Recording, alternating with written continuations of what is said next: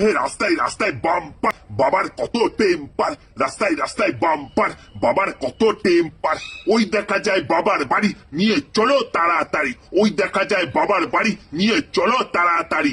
কি হলো কলকে ভাই, সকালতে দেখতেছি তুমি বাবায় ডাকতেছো, কি হয়েছেটা কি? তা ডাকবো না বলতেছিস? আরে বাবারে ডাকতেছি।